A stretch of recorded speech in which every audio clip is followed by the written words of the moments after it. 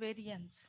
The variance of a density function fx of x for a random variable x is defined as the second central moment mu2 of x. Okay, mu2 of x. So we just now we have discussed what is mu n. Mu n is nothing but the expected value of, okay, mu n is nothing but expected value of x minus x bar power n. Okay, so it is x minus x bar power n. Okay, so this is nothing but,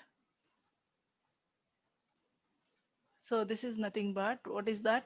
Mu n. Mu n is called central moment. Okay, so if n is equal to 2, so if n is equal to 2, what is that called? The second central moment. Okay, so what is the second central moment? Mu2 is equal to expected value of x minus x bar square. Okay, so that is called the variance. Okay, so the variance is denoted like this. Variance is mathematically given as mu2 is equal to sigma x square.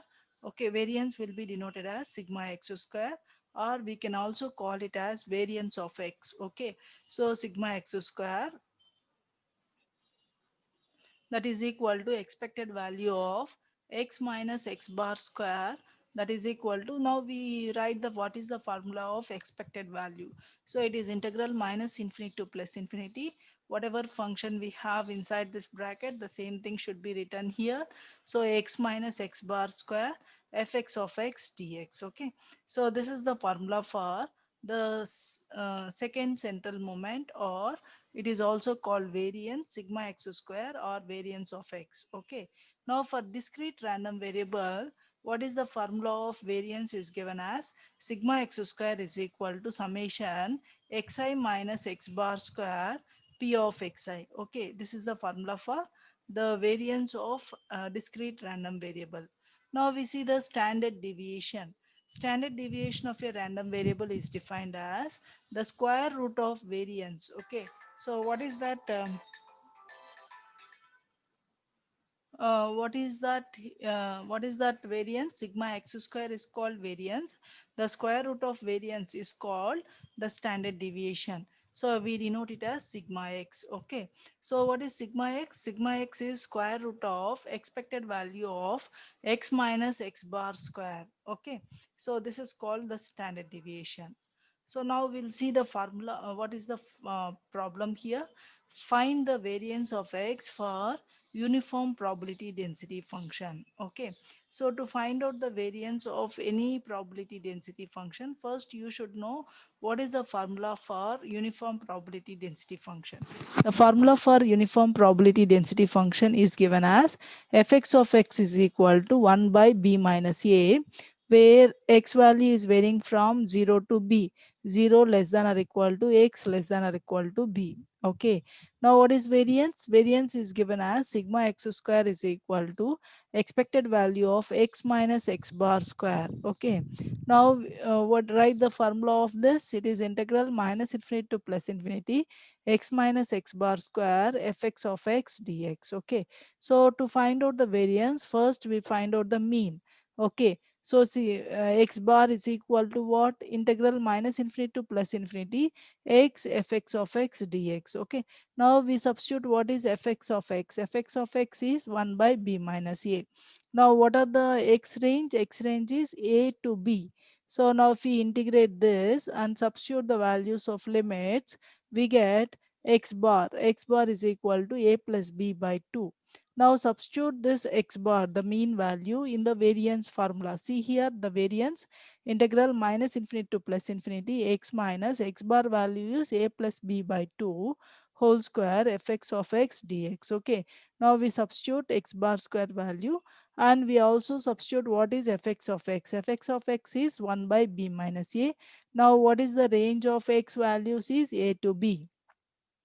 Now if you 1 by b minus a is constant, we will be writing outside integral a to b. We just expand this. It is x square plus a plus b square, a plus b by 2 whole square minus 2ab. 2 will get cancelled. So x a plus b dx. Okay. So if we do this integration and substitute the limits, okay, So if you substitute the limits a and b after integration, see here we get b cube minus a cube by 3 and a plus b square b minus a by 4, and here we get a plus b into b square minus a square by 2. Okay.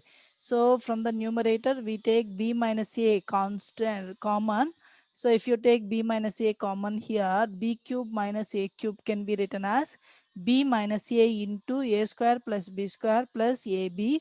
Okay, and here also b square minus a square can be written as b plus a into b minus a.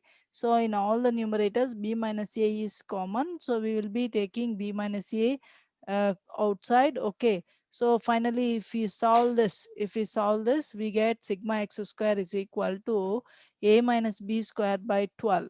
Okay, now we see the significance importance of variance and standard deviation. Okay, so here what we do, here we have considered two random variables x1 and x2, and the probability density functions of x1 and x2 are given as fx1 and fx2 are the probability density function, and this will have the same mean value. So it is having the same mean value, so here it is x bar is the mean value. Okay, so fx1 of x, fx2 of x will be having. Okay, as shown in the figure, both the functions are symmetric about x. Both the functions are symmetric about x bar. Okay, and the value of fx1 deviates. See here how fx1 is deviating. The fx1 is deviating less compared to the fx2 because the deviation, the slope is more for fx2 compared to, slope is more for fx1 compared to fx2. So the deviation of fx1 will be less compared to the deviation of fx2. Okay, so amount of deviation about the mean of x1 is different from x2. Okay, now what is that here? The amount of deviation, how much it is deviating, is called spread of the function fx of x. The spread of the function fx of x. Okay, the standard deviation of x is the measure of the spread in the function fx of x about the mean. Okay, what is the standard deviation? Standard deviation is nothing but the measure of the spread in the function fx of x about the mean. Okay, so if you are measuring the deviation, okay, about the function about the mean, okay, of the function fx of x, then it is called the standard deviation. Okay, what is the standard deviation? Standard deviation is the measure of the spread in the function fx of x about the mean. Okay, so the deviation, whatever we are measuring here, the deviation of x about the mean, that is, what is that we are measuring? X minus x bar. We are finding x minus x bar. So x minus x bar will be positive when x is greater than x bar, yes or no? So since we are finding x minus x bar, if x value is greater than x bar, then it is positive.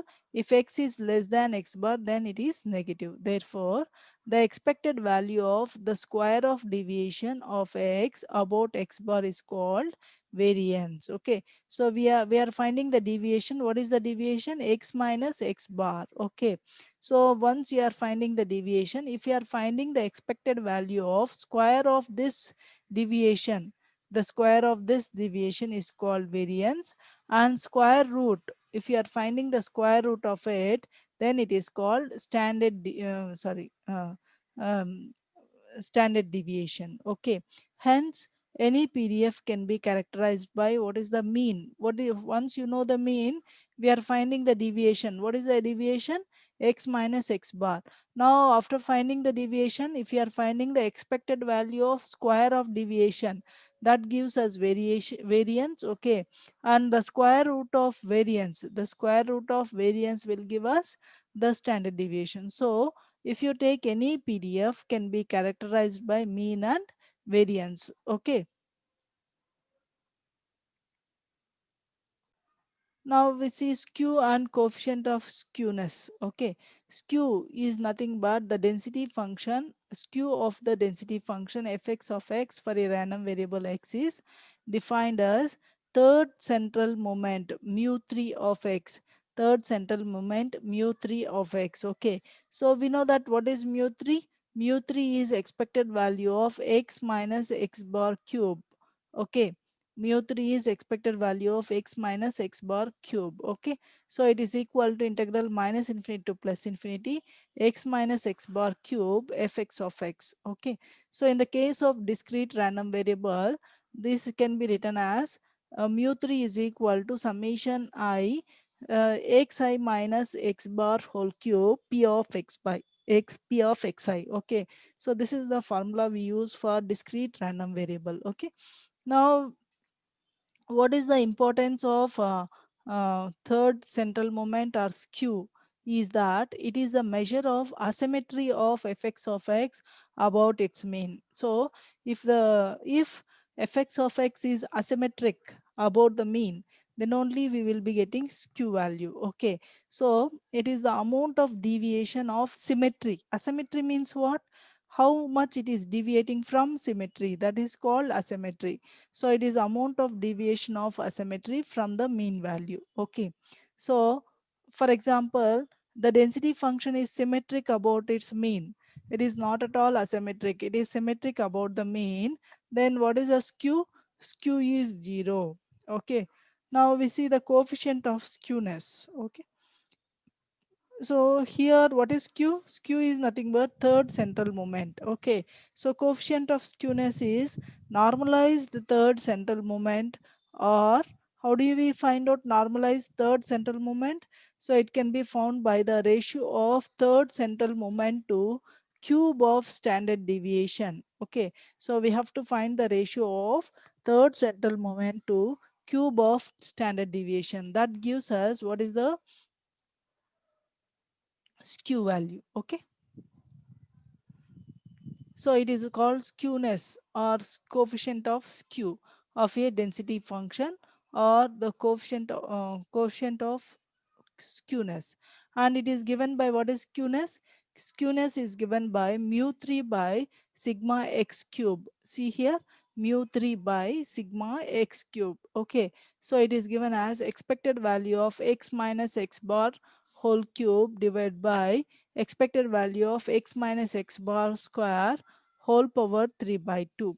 Okay, so this is the formula for coefficient of skewness, or just simply skewness of a random variable. Okay,